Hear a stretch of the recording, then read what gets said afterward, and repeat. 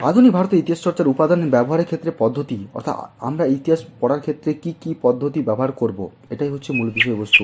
আধুনিক ইতিহাস চর্চার ক্ষেত্রে, আধুনিক বলতে আজকের ইতিহাস, যেটা আমরা ইতিহাসটা আজকে পড়ছি, অর্থাৎ আমরা রিসেন্ট টাইমে যেটা পড়ছি সেই ইতিহাস সম্পর্কে বা ইতিহাস পড়ার ক্ষেত্রে বা লেখার ক্ষেত্রে বা ইতিহাসকে বোঝানোর ক্ষেত্রে কি কি উপাদান আমরা ব্যবহার করি, সেই উপাদানগুলি ব্যবহারের পদ্ধতি বা মেথডগুলো পড়ব। প্রাচীন ভারতে ইতিহাস রচনার ক্ষেত্রে আপনার প্রত্নতাত্ত্বিক খননকার্য, অর্থাৎ মাটি খুঁড়ে সেখান থেকে জিনিসপত্র জেনে সেখানকার ইতিহাস সম্পর্কে আমরা খুঁজে পেতাম, যাকে প্রত্নতাত্ত্বিক ইতিহাসকার চর্চা বলি। প্রাচীন সাহিত্য, অর্থাৎ পুরনো বই, পুঁথিপত্র ইত্যাদি পড়াশোনা করে আমরা সেখান থেকে তথ্য সংগ্রহ করতাম।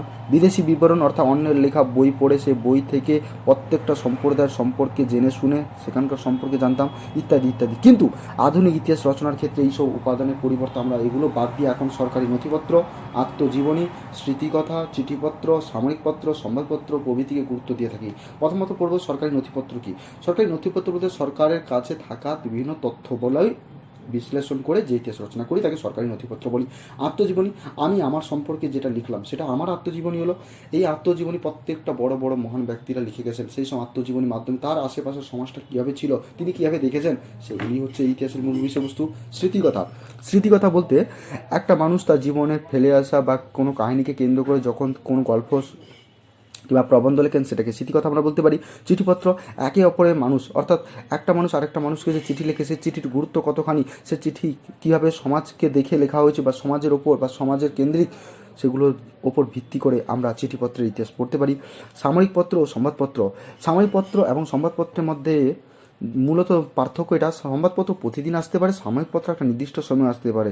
সংবাদপত্র খুব সস্তা হয়, সাময়িকপত্র একটু বেশি হয়। সংবাদপত্র কম মানে মানে পাতলা কাগজ বা কম দামি কাগজে ব্যবহার করা হয়, আর সাময়িকপত্রের ক্ষেত্রে মোটা কাগজ কিংবা দামি কাগজ ব্যবহার করা, এই সাধারণত ফারাক, বাট দুটো দেখলেই দুটো মোটামুটি একই। ঠিক আছে। সরকারি নথিপত্র, বিভিন্ন সরকারি কমিটি কমিশনের প্রতিবেদন, পুলিশ গোয়েন্দা সরকারি আধিকারিকদের রিপোর্ট, উচ্চ পদস্থ অর্থাৎ বড় বড় সরকারি কর্মচারী, তাদের আধিকারিক, তাদের মানে বড় বড় অফিসাররা এবং তাদের সরকারের ঘনিষ্ঠ সব ব্যক্তিদের বিবরণ এবং তাদের দ্বারা লিখিত চিঠিপত্র, কথাবার্তা, চালচলন এবং তাদের লিখিত সমস্ত কার্যকলাপ, সরকারি কর্মচারীদের বিভিন্ন চিঠি ইত্যাদি এই ইতিহাসের মূল উপাদান। অর্থাৎ সরকারি নথি, সরকারে থাকা সমস্ত কাগজপত্র যেগুলি ইনফরমেশন তারা কালেক্ট করে, অর্থাৎ যেসব তথ্যগুলো ওরা সংগ্রহ করে ওরা ভবিষ্যতে কাজে লাগায় বা ওরা প্ল্যানিংয়ের ক্ষেত্রে বা পরিকল্পনার ক্ষেত্রে বা কোনো জায়গার উন্নতির ক্ষেত্রে ব্যবহার করে, সেগুলো হচ্ছে সরকারি নথিপত্র। 2 নম্বর আত্মজীবনের স্মৃতিকথা, বিভিন্ন রাজনৈতিক ব্যক্তি, বিশিষ্ট ব্যক্তি অর্থাৎ খুব গুরুত্বপূর্ণ ব্যক্তি বা মহান ব্যক্তি, ওনারা কী করেন, ওদের নিজেদের সম্পর্কে লিখে যান, যাকে আমরা আত্মজীবনী বলি, এবং তারা অন্যান্য ঘটনাগুলিকে কেন্দ্র করেও স্মৃতিকথা লেখেন। এই সমস্ত কিছুই হচ্ছে আধুনিক ইতিহাস চর্চার ক্ষেত্রে একটি উপাদান। কারণ বিপিনচন্দ্র পালে যদি আমরা 70 বছর দেখি, বা রবীন্দ্রনাথ ঠাকুরের জীবন স্মৃতি, সরলা দেবী চৌধুরানীর জীবনে ঝরাপাতা, প্রত্যেকটি গ্রন্থের মাধ্যমে আমরা, কিংবা মহাত্মা গান্ধী, সুভাষচন্দ্র বসু, জওহরলাল নেহরু, ডক্টর রাজেন্দ্র প্রসাদ, মুজাফফর আহমেদ, মণিকুন্তলা সেন প্রমুখের আত্মজীবনী স্মৃতিকথাগুলি আধুনিক ইতিহাসের একটি উপাদান। চিঠিপত্র, তাহলে বিভিন্ন ব্যক্তি, এবার চিঠিপত্র কি বিভিন্ন ব্যক্তির লেখা ব্যক্তিগত চিঠিপত্র থেকে আধুনিক ইতিহাসের কিছু বিবরণ আমরা পাই, যেরকম ইতিহাস রচনার ক্ষেত্রে একটা বিভিন্ন তথ্য পাই। কীরকম, স্বাধীনতা আন্দোলনের সময় বিপ্লবীদের নানা চিঠিপত্র, একটা বিপ্লবী থেকে আরেকটা বিপ্লবী, তাদের চিন্তা ভাবনা কী ছিল, তাদের ওই চিন্তাধারার মধ্যে বা ওই রকম, অর্থাৎ ব্রিটিশদের তারা হত্যা করার ক্ষেত্রে তারা কীরকম মনোভাব পোষণ করতো, বা তারা সেটা কি সৎভাবে নিত বা অসৎভাবে নিত, তারা হত্যা করাটাকে কি মনে করতো সঠিক কাজ, না তারা অহিংস অসহযোগ আন্দোলনের পথে যেত, এই সমস্ত কিছু আমরা এই বিষয়ে আলোচনা করতে পারি। সবথেকে ভালো জানতে পারি আমরা কন্যা ইন্দিরা গান্ধীকে লেখা, পিতা জওহরলাল নেহরু চিঠিপত্রগুলি, এছাড়া টিপু সুলতান, রবীন্দ্রনাথ ঠাকুর, স্বামী বিবেকানন্দ, সুভাষচন্দ্র বসু, প্রমথ চৌধুরী প্রভৃতি প্রমুখের লেখা চিঠিপত্র, যেগুলো ভারতের ইতিহাসের বিভিন্ন ক্ষেত্রে তথ্য প্রদান করে থাকে। তারপরে পড়ব সাময়িকপত্র, সংবাদপত্র। ভারতের ব্রিটিশ শাসনকালে প্রচলিত বিভিন্ন সাময়িকপত্র, সংবাদপত্রগুলিতে সমকালীন সমাজ, রাজনীতি, অর্থনীতি, শাসননীতি প্রভৃতি বিষয় সম্পর্কে লেখালেখি হতো। এইসব পত্রপত্রিকা লেখালেখি থেকে আধুনিক ভারতের ইতিহাসে নানা তথ্য আমরা সংগ্রহ করতে পারি।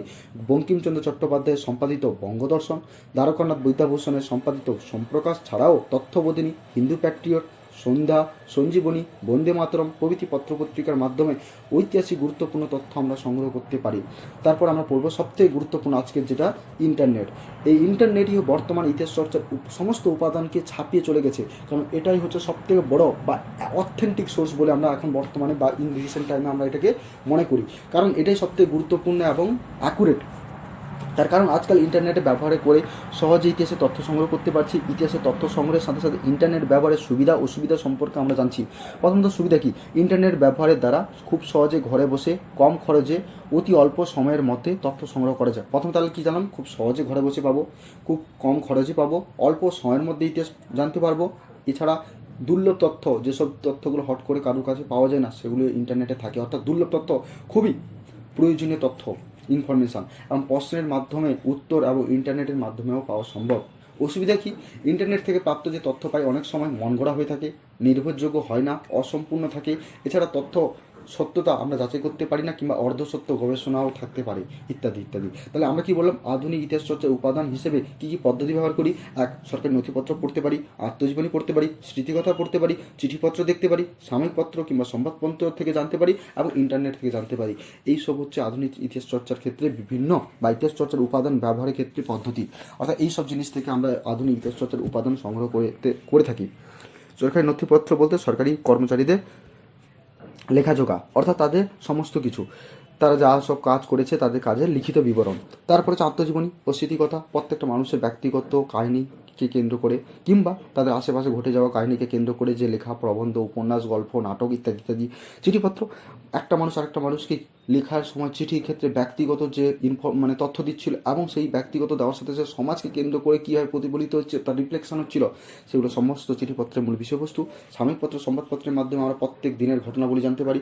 প্রত্যেক দিনের গোটা পৃথিবীর ঘটনা আমরা চিঠি এখনও সংবাদপত্রের মাধ্যমে অর্থাৎ নিউজ পেপারের মাধ্যমে জানতে পারি। আর সাময়িক পত্র একটা, যেখানে আমরা ম্যাগাজিন বলতে পারি, ম্যাগাজিনের থ্রু আমরা জানতে পারি, ইত্যাদি ইত্যাদি। আর ইন্টারনেট ব্যবহারের সুবিধা অসুবিধা দুটোই রয়েছে।